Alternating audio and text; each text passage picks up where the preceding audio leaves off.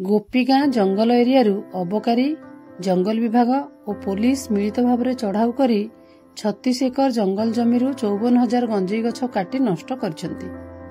ଆଜି ସନ୍ଧ୍ୟା 7ଟା ସମୟରେ ଜିଲ୍ଲା ଅବକାରୀ ବିଭାଗ ପକ୍ଷରୁ ମିଳିଥିବା ସୂଚନା ଅନୁସାରେ ମନମୁଣ୍ଡା ଥାନା ଅନ୍ତର୍ଗତ ଶଗଡ଼ା ଗ୍ରାମ ପଞ୍ଚାୟତର ଗୋପୀଗାଁ ଜଙ୍ଗଲ ଏରିଆରୁ ଆଜି ସକାଳ 11ଟାରୁ ଆରମ୍ଭ କରି ସନ୍ଧ୍ୟା 5:30 ପର୍ଯ୍ୟନ୍ତ ମନମୁଣ୍ଡା, କଣ୍ଟାମାଳ ଓ ବୌଦ୍ଧର ଅବକାରୀ ପୋଲିସ, ଜଙ୍ଗଲ ବିଭାଗ, ମନମୁଣ୍ଡା ପୋଲିସ ଓ ଏପିଆର ଫୋର୍ସ ମିଳିତ ଭାବରେ ଚଢ଼ାଉ କରିଥିଲେ।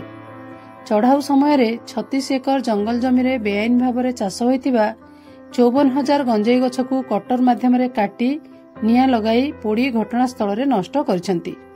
ଏହି ଚଢ଼ାଉ ସମୟରେ କୌଣସି ଆସାମୀଙ୍କୁ ଗିରଫ କରାଯାଇନଥିବା ବେଳେ 96/2024-25ରେ ଏକ ମାମଲା ରୁଜୁ କରି ତଦନ୍ତ ଜାରି ରଖିଥିବା ନେଇ ମନମୁଣ୍ଡା ଅବକାରୀ ଥାନାର ଓଆଇସି ଶ୍ରୀମତୀ ଜୟନ୍ତୀ ଆଚାର୍ଯ୍ୟ ସୂଚନା ଦେଇଛନ୍ତି।